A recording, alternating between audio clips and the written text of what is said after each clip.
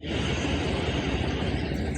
behind me you can see the Long Fusan Environmental Education Centre, and this is at the top side of the Hong Kong New Campus. Now sadly the centre is going to close, already closed to the public. It's closing for we don't know how long. So we've just popped up here to get a couple of videos of the trees, the interesting trees that there are in the garden of this lovely old house. The house was built in, I think, 1890, and it's accommodation for Water Services Department staff, because this was on the way, on the conduit that brought water from Pok Fulam Reservoir all the way around the hillside, past here, and then on under what is now Conduit Road to Central. So this was on one of the original freshwater supply systems for Hong Kong in its infancy, well, as it's developed. So what have we got? Over here, we've got a rather fantastic tree. This is Ficus variegata. Ficus variegata is a native, more or less evergreen, although it sort of drops all its leaves occasionally, but only for a very short time. Ficus variegata, yeah, it's a native. Now this one, I reckon, dates from around 1990, so probably about whatever it is, a bit more than 30 years old. Whether it was planted or whether it grew by itself, it's hard to say, because it can actually reproduce itself quite freely around the city, and I'll show you how it does that in a minute. But in the meantime, this is really terrific. You see, the great thing about it is it's making these buttress roots. So the buttress roots are spreading out, obviously, for the physical stability of the tree. The root system, as usual, is very shallow. The roots spread out just under the surface of the soil, and these buttress roots are strengthening the connection between the trunk and the root system. So if you come in a bit closer, if we get a shot just looking down from this angle, yeah, you can see how thin these roots are. Right?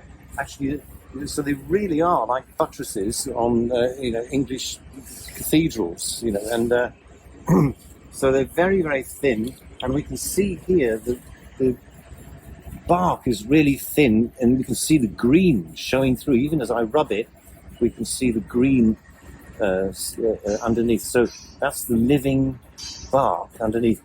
The reason this is greener than the rest is because it's growing really fast in this direction, right, towards you, but not so much sideways. So this buttress root could ultimately become really, really huge.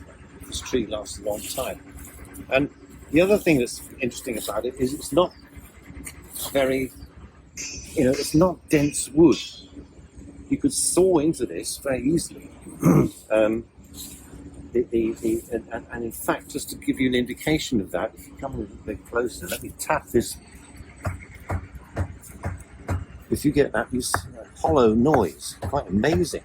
Right? So it's just like knocking on a door. It's just like something that's hollow. So, and in a way, it really it is, because it's not that solid wood. In fact, it's flexible, and that's where its strength comes from, flexibility. So this tree's been through many typhoons, more or less unaffected. And the other thing I wanted to show you, which I can't find at the moment, is the figs that this tree produces.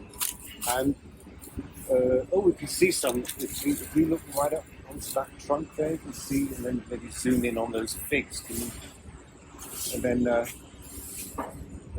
you can see that most of the figs have come off now, but there's a few left on that branch up there. And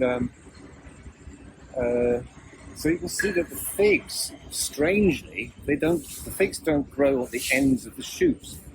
The figs grow on the major limbs and the trunk, even on the trunk of the tree. And so that means that the figs must be, the figs are there to be eaten by animals, but I don't know what they're actually supposed to be eaten by. I suspect they're supposed to be eaten by something that's extinct now, because it's not obviously positioned on the big limbs of the tree to attract small birds, right? But maybe climbing animals like various types of rats and what have you. Maybe monkeys, perhaps, because there would have been monkeys here in prehistory. And I can't find a fig on the ground to show you the inside. Oh, maybe I can. Hang on a minute. It's not just down here, look. There you go. So oh, that's a stone. It's not a fig at all.